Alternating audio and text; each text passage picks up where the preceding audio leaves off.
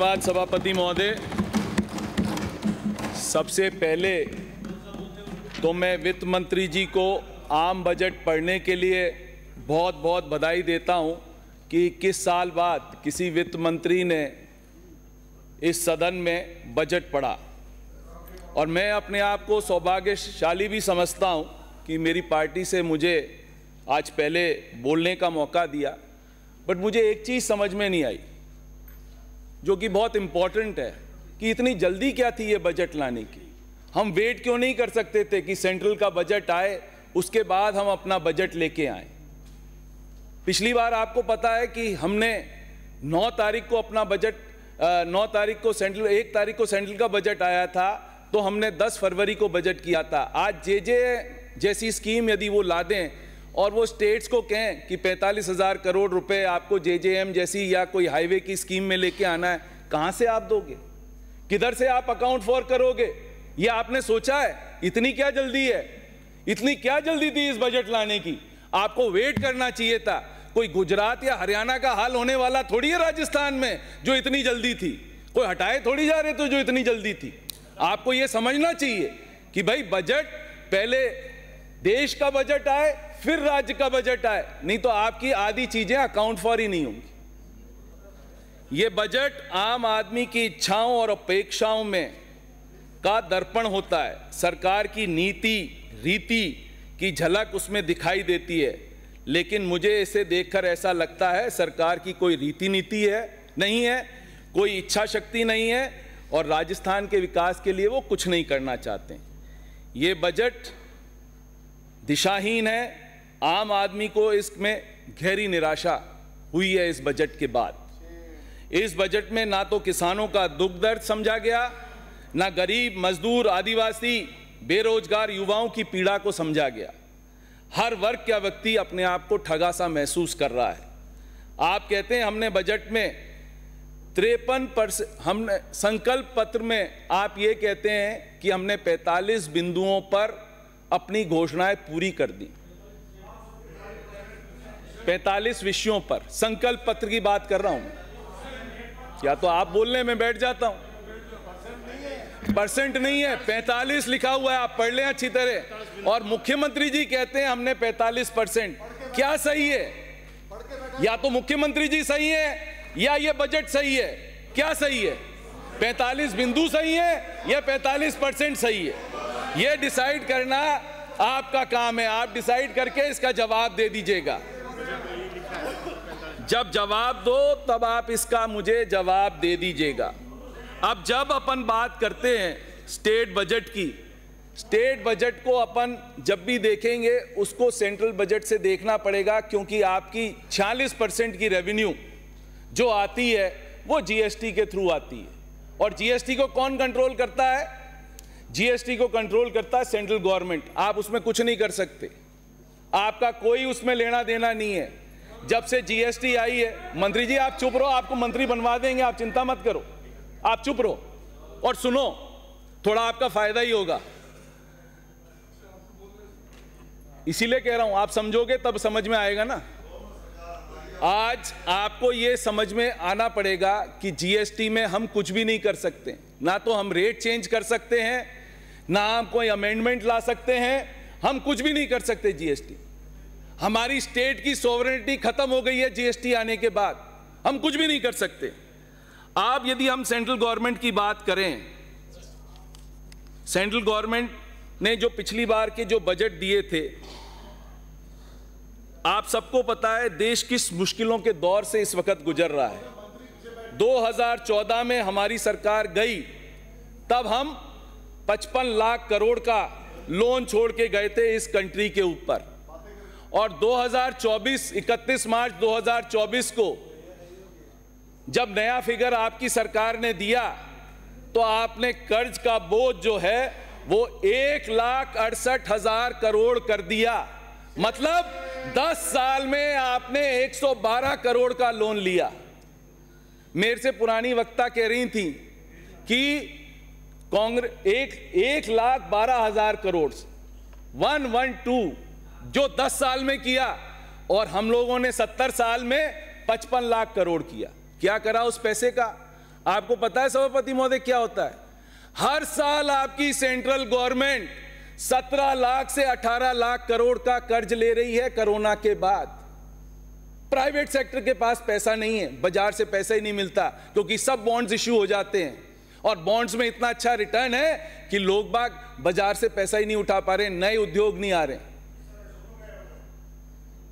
ये सबसे बड़ी त्रासदी है इसकी। अब आप देखें, हमारे पास एनडीए की सरकार जब थी तब ये सब हमें कोई प्रॉब्लम नहीं आती। आज हंगर इंडेक्स ले लीजिए, 125 देश हैं, उसमें हमारा स्थान क्या है हंगर इंडेक्स में? 111वां।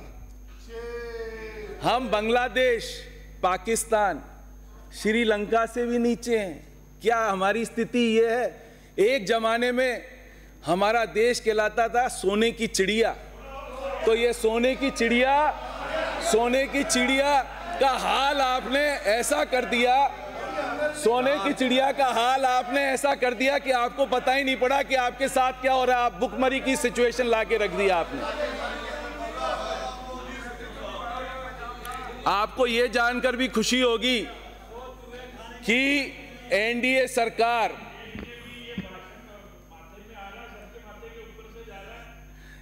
की सरकार जब 10 साल रूल कर रही है, तो आपकी बेरोजगारी की दर 8.9% है और हमारे टाइम 10 साल में माननीय सदस्य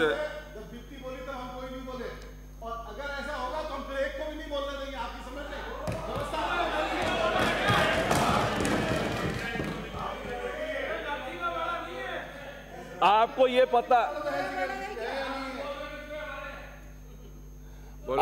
पता होना चाहिए, अनएम्प्लॉयमेंट की दर इन 10 सालों में जब हम कंपेयर करते हैं एनडीए और यूपीए की सरकारों को, आपकी दर की बात कर रहा हूं मैं, वो 4% बढ़ गई है, 4%। और हरियाणा ऐसा राज्य है जहां पर करीब 30% अनएम्प्लॉयमेंट है, जहां पर इनकी सरकार है 30%, और वो भारत में सबसे हाईएस्ट अनएम्प्लॉयमेंट यदि कहीं है तो हरियाणा के अंदर है। आपको यह भी ज्ञान होना चाहिए कि 1% लोग इस भारत में 1% लोग 80% वेल्थ अपने पास रखते हैं, सिर्फ 1% लोग, और 1% लोग 70% वेल्थ का जनरेशन कर रहे हैं, सिर्फ 1% लोग, ज्यादा नहीं कर रहे। और जो 70 करोड़ की जनता है, उनका 1% से उनकी इजाफा होता है उनकी आमदनी के अंदर। 70 करोड़ लोगों का इजाफा सिर्फ 1% होता है। ये हाल है इनका। और बड़ी बड़ी बातें, मोदी की गारंटी, इसकी गारंटी, बड़ी बड़ी बातें करने से कुछ नहीं होगा। आप ये देखिए, इन्फ्लेशन को भी आप बीट नहीं कर पा रहे हो। आपका इन्फ्लेशन है 6.5% और आपकी तादाद क्या है? 70 करोड़ जनता क्या कमा रही है? 1% ज्यादा कमा रही है, वो इन्फ्लेशन से भी कम कमा रही है। तो मतलब जो अमीर हैं वो अमीर होते जा रहे हैं, जो गरीब हैं वो गरीब होते जा रहे हैं। ये हाल है। इस पर कोई बोलने वाला नहीं है, कोई बोलने वाला नहीं है, कोई समझने वाला नहीं है। सिर्फ हमें नारे लगाने हैं, नारे लगानों से कुछ नहीं होता। इसीलिए वो 6 महीने में बता दिया कि 44% सीट किसी ने जीती तो राजस्थान में यूपीए की सरकार, एनडीए ब्लॉक ने जीती। ये इसी का नतीजा है। आपको ये जान के भी खुशी होगी कि जितने स्टार्टअप्स हैं जो अभी डाले गए हैं, 30,000 लोगों का इन स्टार्टअप्स में नौकरी खो दी है 1 साल के अंदर, और 25,000 लोगों ने टीसीएस, इन्फोसिस और जितनी कंपनियां हैं उसमें 25,000 नौकरी गई हैं लास्ट 6 मंथ्स के अंदर। कहां जाएगा ये देश? ये क्या बेरोजगारों का देश बनाना चाहते हैं अपन? और 3,000 कंपनियों ने 1 साल के अंदर अपने ऑफिसेस बंद करके विदेशों में वापस चली गई। नाम चाहे तो मैं नाम भी दे सकता हूं। हेंकल चली गई, हार्ले डेविडसन चली गई, फोर्ड मोटर कंपनी ने अपना प्रोडक्शन यहां बंद कर दिया। क्या करना चाह रहे हैं? स्वरोजगार ऐसे ही बढ़ेगा, बिल्कुल ऐसे ही बढ़ेगा। इसी तरह से आपने अनाउंस करा था 10 साल पहले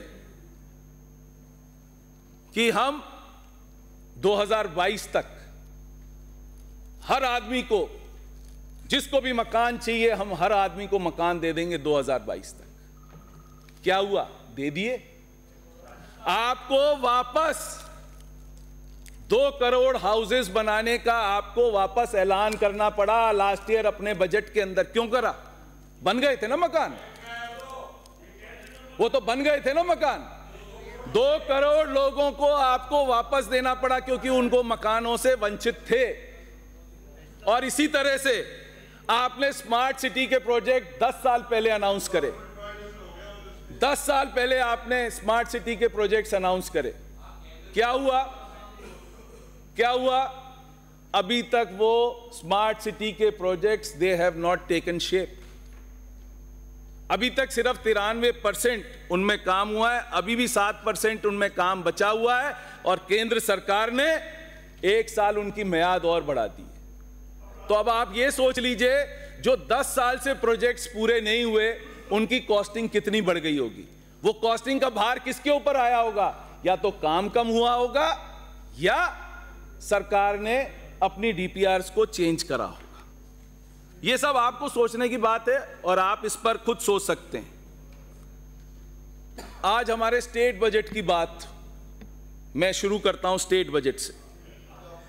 सबसे पहले, क्योंकि आपके समझ में नहीं आएगी ना इसलिए आप हंसिए जो मुझे कहना था वो मैंने कह दिया। और ये आपने पहली बार कोरोना के टाइम पर भी 70,000 करोड़ का हमने डेफिसिट नहीं करा था, जब हमारी ओन रेवेन्यू ऑलमोस्ट 30% हो गई थी। और आज की डेट में हमारी रेवेन्यू बढ़ी है। टारगेट जितने हो उतनी नहीं बढ़ी, बट फिर भी 5 से 7% हमारी रेवेन्यू बढ़ी है। 70,000 करोड़ का पहली बार किसी ने बजट दिया है जो डेफिसिट में बजट है। यदि आप इसको 5 साल ले लो तो ये हो जाएगा 3.5 लाख करोड़, और इन्फ्लेशन और काउंट कर लेना तो ये आपका लॉस होगा 3,75,000 करोड़। कभी सोचा था 3,75,000 करोड़ का मतलब क्या है? हर आदमी को अपनी जेब से, राजस्थान के हर आदमी को अपनी जेब से 50,000 रुपए देने पड़ेंगे इन 5 सालों में। यह हाल आपने कराया पहले बजट के अंदर। आपको वो भी बता देता हूं, मंत्री जी बैठो, I am even coming to that. आप भी पहले उस कैबिनेट, एक सेकेंड, उस कैबिनेट के आप भी पार्ट थे, वो भी मैं बोल रहा हूं, आप चिंता मत करो। I am coming to each and everything. जब हम छोड़ के गए थे 2014 में सरकार, 13-14 एक ही बात है, 13 में जब हम छोड़ के गए थे तो 1,29,000 करोड़ का 1,29,000 करोड़ का हम लोन छोड़ के गए थे। ठीक है, आप जब छोड़ के गए उस पे 90,000 करोड़ बिजली का और जोड़ लो।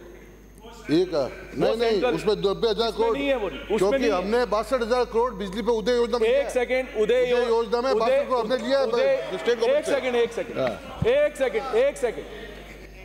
एक सेकंड हर बार डिस्टर्ब कर रहे हैं। इनका बोलने का नंबर आया जब आप इसका जवाब देते हैं। सभापति जी आप इधर से आंखें बूंद कर लो, आपको कुछ बोलना ही नहीं है। नहीं, फिर और अगले भी बोलना शुरू हो जाएंगे, फिर हम क्या करेंगे? आप बोलो, आप तो बोलो। उदय योजना में हमने 1,10,000 करोड़ की गारंटीज दी हैं। Are you aware of it? Which is 7.8% of the GDP, that is separate from this budget. Those are other liabilities. You are not even aware. आप पढ़ो बजट। सदस्य आप भी वहाँ चर्चा मत वो बोल रहे हैं तो मैं उसका जवाब दे रहा हूँ। आप तो यहाँ बताओ। जो 2018-19 में जब हमें मिली सरकार तो हमें ये 3,09,385 करोड़ का लोन छोड़ के गए थे। मतलब इनने 5 साल में 1,80,000 करोड़ तो वो लिए थे लोन, और 62,000 इनने उदय योजना में लिए थे जिसकी इनने गारंटीज दी। तो मतलब कितना हो गया? 1,80 और 62, 2,42। हमने इन 5 साल में यदि इन्फ्लेशन काउंट करते तो क्या कर दिया? 2,70,000 करोड़ ले लिया। और अब आप क्या करके जाओगे वो मैंने आपको बता दिया, 3,75,000 करोड़ करके जाओगे। तो ये बोलने से कुछ नहीं होता, फैक्ट्स एंड फिगर्स हैं जो रखे हुए हैं। ये बहुत अच्छा करा। एक तरफ तो आपके पास पैसा नहीं, सरकार कहती है पैसा ही नहीं है, डेफिसिट में 70,000 करोड़ नहीं। आपने अभी क्या करा, कैप्टिव पावर प्लांट्स की इलेक्ट्रिसिटी ड्यूटी जो 60 पैसे प्रति यूनिट आती थी वो आपने खत्म कर दी। और ऐसा खेल हुआ सभापति महोदय, यदि आप उस लाइन को पढ़ो, यदि मेरी आउटस्टैंडिंग है तो उसमें सिर्फ 10% जमा कराओ और आउटस्टैंडिंग क्लियर। कितना बड़ा खेला करा इस सरकार ने, किसी को पता नहीं है। कितना बड़ा खेला हुआ है, किसी को पता नहीं है। मतलब पूरी आउटस्टैंडिंग 10% में। कौन सी एमनेस्टी स्कीम थी? Did you announce that amnesty scheme? Amnesty scheme announce नहीं हुई और उससे पहले 10% में आपने सब। तो ये हाल करा है। तो ये तो खेला हो रहा है राजस्थान में बैठे बैठे, और बात बड़ी बड़ी करने से कुछ नहीं होता है। और एक बहुत अच्छी छूट दी साहब, क्या कहा कि बैंक के डॉक्यूमेंट्स कराओगे रजिस्ट्रेशन में तो आपको हम छूट देंगे, यानी लोन डॉक्यूमेंट के अलावा हम छूट देंगे। तो मेरे को भी लगा यार ये तो बहुत बड़ी छूट होगी, अपने को पढ़ना चाहिए, समझना चाहिए। पता पड़ा लोन डॉक्यूमेंट पे तो डॉक्यूमेंटेशन होता है तो 0.25% की स्टैंप ड्यूटी लगती, सभी बैंक लेंगी, उस पर कोई आपने चेंज नहीं करा। उसके अलावा जो पेपर लगते हैं, 100 रुपए का तो गारंटर का पेपर लगता है और 100 रुपए जो आदमी देता है उसका पेपर, लोन लेता है उसका पेपर लगता है। तो मतलब कितनी बड़ी छूट हो गई एक आदमी के लिए, 200 रुपए। और यदि मैं लोन लूं 1 करोड़ का तो 200 रुपए उसमें क्या मायने रखते हैं। ऊंट के मुंह में जीरा कहने में भी हमें शर्म आनी चाहिए। अपन क्या बात कर रहे हैं, किसको छलावा दे रहे हैं? ऐसे छलावा, ये क्या ड्रेसिंग करी है, जो कहते हैं ना विंडो ड्रेसिंग, ऐसी ड्रेसिंग करी है, बहुत शानदार ड्रेसिंग करी। आपने वैट और पेट्रोल पे डीजल पर वैट आपने 2% करा। क्यों कम करा? क्योंकि आपको लगता था कि हमें प्राइस इक्वलाइजेशन करना है, कि गंगानगर में एक रेट है, भरतपुर में एक रेट है, जयपुर में एक रेट है। आज भी भरतपुर और गंगानगर में करीब करीब 1 रुपए 90 पैसे का डिफरेंस है। ये आपके अफसर आपको सिखा रहे हैं, आपका वैट कम करना दिखा रहे हैं कि ये वैट कम हुआ। और आज भी यूपी, दिल्ली, हरियाणा और पंजाब से आपकी रेट अभी भी ज्यादा है, आज भी ज्यादा है। जो मोदी जी की गारंटी थी ये आप पढ़ लेना, उनने क्या लगा, आपने क्या करा, ना एक प्राइस इक्वलाइजेशन हुआ, ना आपकी प्राइस कम हुई दूसरे राज्यों से, तो फायदा क्या हुआ? वाह क्या जबरदस्त करा है। एक बहुत अच्छा काम करा जो मैं भी तारीफ करता हूं, जो जॉइंट फैमिलीज का आपने एक्सचेंज डीड कराई, जो जॉइंट फैमिलीज की एक्सचेंज डीड कराई, वो बहुत अच्छा काम है। उसमें जॉइंट फैमिली के सब झगड़े खत्म होते हैं। 6% से आपने 2% कम किया, उसके लिए मैं भी पेट थे। ये थपथपाता हूं कि बहुत अच्छा काम। जो अच्छा काम है मैं उसकी आपकी बुराई नहीं करूं, बट जो अच्छा काम नहीं है वो तो आपको सुनना पड़ेगा। अब आप आइए स्टेट की ओन टैक्स रेवेन्यू। अपन जीएसटी सबसे बड़ा हमारा कंपोनेंट है, सिर्फ उसको ले लेते हैं। जीएसटी हमारा सबसे बड़ा कंपोनेंट है, उसको ले लेते हैं। जीएसटी में जब भी हमने बजट में जो भी फिगर दिए हैं, आज तक हमने वो फिगर कभी पूरे नहीं करे, कभी भी पूरे नहीं करें। फॉर लास्ट 10 ईयर्स आपने जो भी जीएसटी के फिगर दिए, या पहले वैट था, आपने जो भी बजट करा, आज तक कभी पूरे नहीं हुए। मैं आपको एग्जांपल दे देता हूं। 20-21 में वी वर डाउन 15%, 22-23 में वी वर डाउन 9%, 23-24 में वी वर डाउन -2%। इस साल आपने ग्रोथ क्या ले ली? और नॉमिनल, मैं रियल टर्म्स की बात नहीं कर रहा हूं सर, रियल टर्म और नॉमिनल में डिफरेंस होता है। और नॉमिनल टर्म्स आपने इंक्रीज लिया है 16% का, जो कि नेशनल एवरेज भी नहीं, नेशनल एवरेज नहीं है। गवर्नमेंट ऑफ इंडिया ने खुद अपने बजट भाषण में, हमारी फाइनेंस मिनिस्टर ने कहा था there will be an increase of 10.5%. They have taken an average of 10.5%. We are saying कि नहीं 16%. तो एक तो ये फिगर आपका गलत होना ही होना है। इसी तरह एक्साइज का, आपकी दुकानें तो उठी नहीं, जुलाई तक नहीं उठी, आपने पुरानी दुकानों को ही चलाया, उनसे ली, लोग बाग दुकान अपना पैसा कमा के, जो मेन सीजन था उसमें पैसा कमा के दुकान बंद करके चले गए। अब आपको डिस्काउंट में करना था, जो आपने 17,100 करोड़ करा है उसमें आपको मुश्किल से 15,000 करोड़ की भी रेवेन्यू नहीं आएगी, वो 2,000 करोड़। तो ये सब आपके लॉसेस और बढ़ते जाएंगे। इसी तरह से आपका वैट, आपने वैट क्या करा, 2% पहले कम कर दिया। सीएनजी और पीएनजी में अभी आपने वैट कम कर दिया। टरबाइन फ्यूल में तो कोई मतलब नहीं है, क्योंकि वो तो ट्रेनिंग इंस्टीट्यूट्स खुलेंगे तब आप करोगे, उससे कोई किसी को फर्क नहीं पड़ता, उसमें भी आपकी रेवेन्यू कम होगी। व्हीकल्स की आपकी रेवेन्यू इसलिए कम होगी कि आज पूरे देश में ऑल डीलर्स, ये बड़ा आर्टिकल था इकोनॉमिक टाइम्स में, all dealers throughout India are carrying vehicle stocks worth 44,000 crore. जो एकदम पहले हमारे को गाड़ियां नहीं मिलती थी, हमारे को वेट करना पड़ता था गाड़ियों को, गाड़ियां फ्रीली अवेलेबल हैं, डिस्काउंट पे अवेलेबल हैं, और गाड़ियों की सेल होना कम हो गई, तो आपको वो जो टैक्सेस ऑन व्हीकल्स है वो भी आपको कम मिलेगा। फिर आता है taxes on duties of electricity, वो खेला तो आपने कर ही दिया। इलेक्ट्रिसिटी ड्यूटी पे तो खेल हो ही गया, कैप्टिव पावर प्लांट्स का जो मैक्सिमम ड्यूटी आती थी वो तो खेल इनने कर ही लिया, खेला हो गया। तो मेरा सिर्फ ये कहना है कि ये जो आपने फिगर्स दिए हैं, जो मैंने आपकी ओन टैक्स रेवेन्यू के फिगर्स आपने दिए हैं, मैंने एक एक को आपके सामने पढ़ के बता दिया कि क्या होने वाला है और क्या नहीं होने वाला। फिर क्या होगा, रिवाइज बजट आएगा, आप फिर वापस उसमें सेटिंग करोगे रिवाइज बजट में कि भाई रिवाइज बजट में ये कम हो गया और ये ज़्यादा हो गया और इतना खर्चा कम हो गया। हमारा पिछली बार का कैपिटल आउटले 38,000 करोड़ का था सर। जब हम गए दिसंबर तक, तब हम 32-33,000 करोड़ रुपए खर्च कर चुके थे। 3 महीने जब इनके थे तो इनका फिगर वो 34,000 करोड़ पे रुक गया।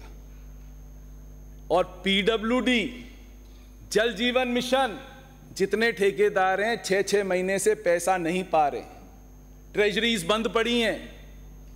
इसी तरीके से आपके जो आपने नगर पालिकाओं में पैसा दिया था पुराने एमएलएस को रोडें ठीक कराने के लिए, उनमें पिछले साल का सिर्फ 45% तक पैसा आया है। नाबार्ड ने आपको पैसा रिलीज नहीं करा।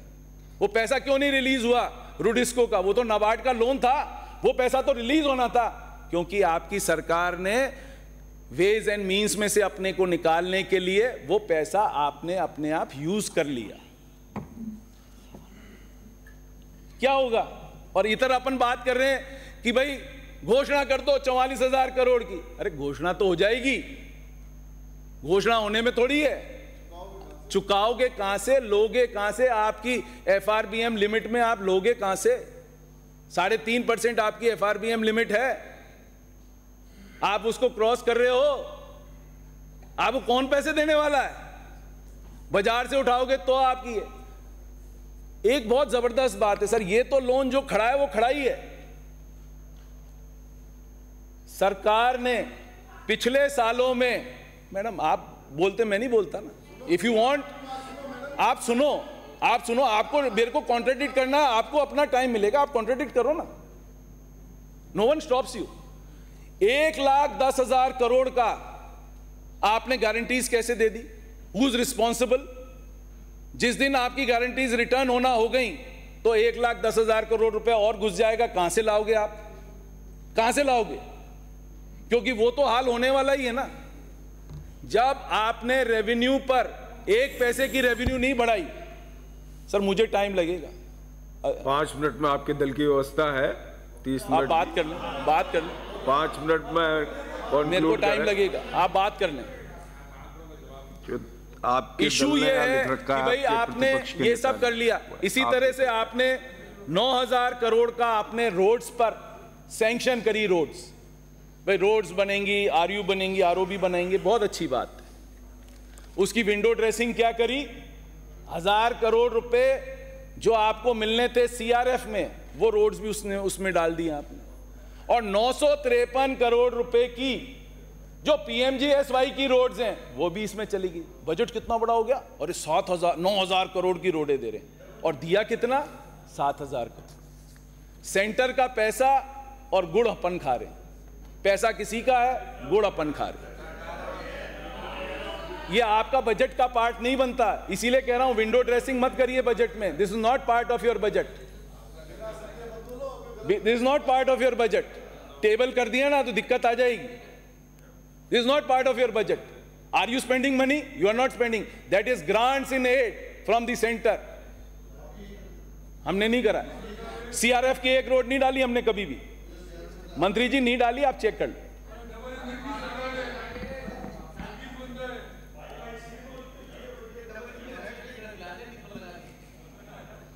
एक मैं चाहता हूं जब भी जवाब आए, हमारी वित्त मंत्री जी जवाब दें, जब भी ये जो गारंटीज के ऊपर है उस पर एक तो डिस्कशन होना चाहिए, और ऑफलाइन बजटिंग, जितने आपके कॉरपोरेशंस हैं जिनमें आपने लोन उठाया है जो कि इस बजट का पार्ट नहीं है, वो भी टेबल पर आना चाहिए। हमें पता तो पड़े हम कहां स्टैंड कर रहे हैं, हमारी दशा क्या है। पता पड़ा ऑफलाइन बजटिंग में हमने 40-50 हजार करोड़ रुपए लेके रख रखा है, RSRDC ने लोन ले रखा है, ERCP कॉर्पोरेशन ने लोन ले रखा है, आपके इतने सारे कॉर्पोरेशन हैं उसमें आपने नई नई कंपनियां बना के लीवरेजिंग कर रखी है, कभी लैंड दे रखी है, कहां बिल्डिंग दे रखी है, आपने कहां कहां दे रखा है, वो हमें पता तो पड़े कि क्या हो रहा है। जैसे आपकी सरकार ने FCI में लोन ले रखा था, एक बार में चुकाया उनने। तो ये सब हम लोगों को पता होना चाहिए कि क्या हो रहा है इस सरकार में, क्या हो रहा है वो हमें पता पड़े, क्योंकि 6 महीने में ही आप लोगों को लग रहा है कि भाई क्या बजट दे दिया, क्या ये दे दिया, तो उसकी आधी चीजें तो ये हैं। अब जो इस सरकार ने धोखा करा किसानों के साथ, जो कोऑपरेटिव में हम लोगों ने लास्ट ईयर 778 करोड़ रुपया दिया था, जो अच्छे लोनीज थे कोऑपरेटिव सोसाइटीज को उनके इंटरेस्ट के लिए, वो आपने 778 करोड़ से आपने लाके रख दिया 480 करोड़। इसी तरह से लास्ट ईयर हमने 480 करोड़ दिया था कोऑपरेटिव जो सोसाइटीज हैं, जो दूसरी वाली हैं, वहां पर इंटरेस्ट सब्सिडी के लिए हमने 480 करोड़ दिया था, इस बार आपने 324 करोड़ रुपए दे दिया, तो मतलब वहां पर भी हमारा खत्म। इसी तरह से रूरल डेवलपमेंट में स्टेट फाइनेंस कमीशन ने पिछली बार 5,000 करोड़ रुपए दिया था। मंत्री महोदय, ये आपके लिए 5,000 करोड़ रुपए स्टेट फाइनेंस कमीशन ने लास्ट ईयर सैंक्शन करा था SFC का। इस बार आपने वो घटा दिया, 4,000 करोड़ कर दिया, 1,000 करोड़ सीधा स्लैश कर दिया। अब गांव में जो आपको डेवलपमेंट के लिए आपको पैसा मिलेगा प्रधानों को और सरपंचों को, वो 1,000 करोड़ कम मिलेगा।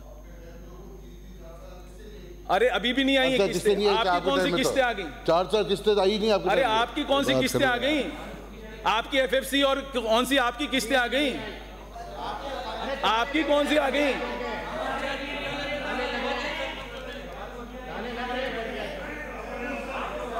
आपने अर्बन नरेगा जो कि हमने चालू करा था, हमने अर्बन नरेगा चालू करा, 650 करोड़ का हमारा प्रावधान था, आपने वो कट करके 300 करोड़ रुपए कर दिया, 350 करोड़ आपने वहां खत्म कर दिया।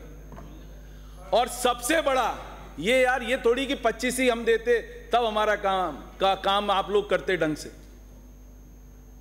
आपने स्वस्थ भारत मिशन जो कि हमारे प्रधानमंत्री जी का सबसे बड़ा पेट प्रोजेक्ट है, उसमें हमने 1324 करोड़ रुपए दिए थे शहरों के लिए।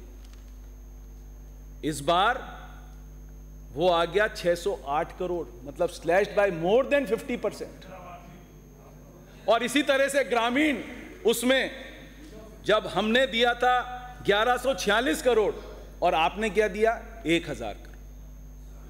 अरे ये तो प्रधानमंत्री जी का पेट प्रोजेक्ट है जीवाराम जी, मैं नहीं कह रहा हूं, प्रधानमंत्री जी कहते हैं ये उनका पेट प्रोजेक्ट है। तो ये अब क्या करें? इसी तरह से आपने दिव्यांगों के साथ खेल खेल दिया, बड़ी बातें करी दिव्यांगों के साथ। हमने अपने समय में पहले साल में 4000, फिर अगले साल में 5000 स्कूटी बांटी थी। आपने क्या करा? कंक्लूड करें माननीय सदस्य। 2000 स्कूटी आपने दी, तो मतलब उनके साथ भी आपने अन्याय करा। बोलने के लिए बहुत है, 5 मिनट आप दे दो, 5 मिनट, फिर मैं बंद कर दूं। मेडिकल कॉलेजेस की बात हो रही है। आपके 5 मेडिकल कॉलेजेस रिजेक्ट कर दिए। इन्हीं की सरकार है सेंटर में, डबल इंजन की सरकार है ना, तो उसी ने रिजेक्ट कर दी। उसने क्यों रिजेक्ट करे?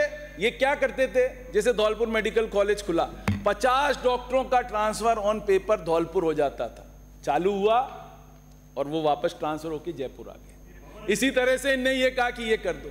अरे भाई, जब तक डॉक्टरों की भर्ती नहीं होगी, जब तक ये नहीं होगी, आज आपके राजमहेश में डॉक्टर ही नहीं आ रहे।